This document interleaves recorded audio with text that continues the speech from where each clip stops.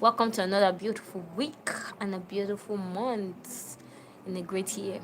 Alright, so this is Act of God's Captive into Call of the Captive's Diary, episode 51, season 3, written by no other person but Precious Chinwe Obialor-Ukazim.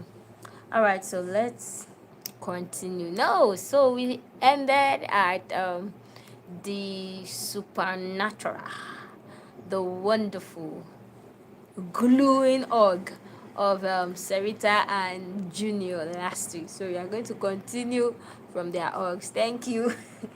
How are you? He asked Sarita as he gently and instinctively pulled back from the embrace to gain some personal space. I'm not fine, Junior, she replied almost immediately. I've been sick. I don't want I've been sick. I don't want you to leave. You know you are the only friend I have now. Don't leave, please, she pleaded with him. Wow. Please, oh, you need to join Sarita to plead with Junior. That she please, he should not go abeg. She pleaded with him. I'm not leaving anymore, Junior told her. Thank God, though, now we are happy. Junior is not leaving. Okay. Oh my God, she exclaimed excited. Are you serious?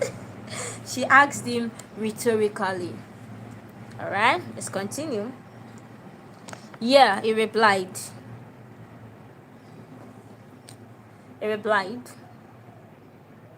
And excitedly she hugged him again. This hugging. Watching and listening to their conversation, Pastor Walker breathed down a very deep sigh of relief. I'm so glad to hear this. Thank you so much for reevaluating your decision. My family loves you so much. My dad cares about you and me too. Sarita told him and he nodded understandably. Thank you, he replied, looking into her eyes. Can we hang out after church tomorrow, please? She requested pleadingly. To where and why? He asked with a warm smile and she giggled. Anywhere of your choice and the bill is on me. Yeah, I just want to celebrate your stay, she told him, grinning from ear to ear. It's fine. I want us to go to Nigeria then. Okay. He told her. She laughed out heartily. The way she laughed made him also to laugh. But I've not been to Nigeria before. It's just a hangout within the state. But when next you visit Nigeria, I would love to go with you. I'll tell my father about it. She told him and she meant it. You really want to visit Nigeria? He asked her. Yeah, I want to be there. I love Nigerians, she told him excitedly. Well, your father is not going to permit that because you're his only child and he wouldn't want to release you to go to Nigeria, he said, trying to know how serious she is about it.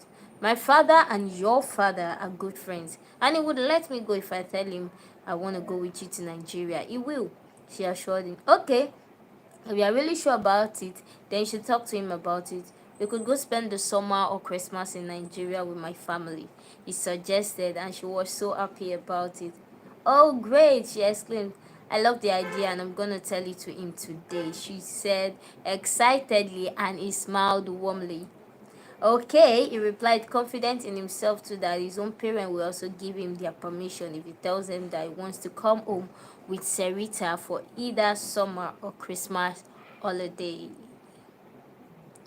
Okay, but what about us hanging out tomorrow at the pool hall?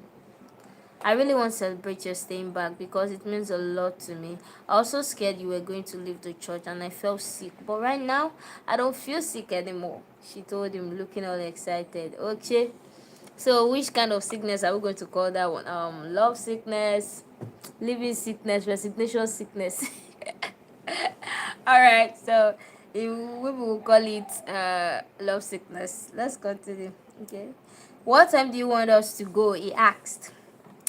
Anytime after lunch, after church, maybe 2 p.m. or 4 p.m. preferably, she replied.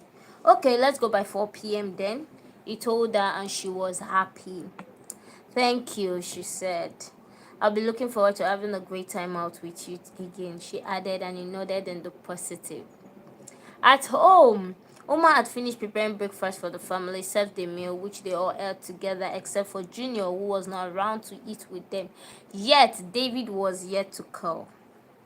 She went on to do the cleaning, hoping that before she get done with the cleaning, it would call, but the call never came.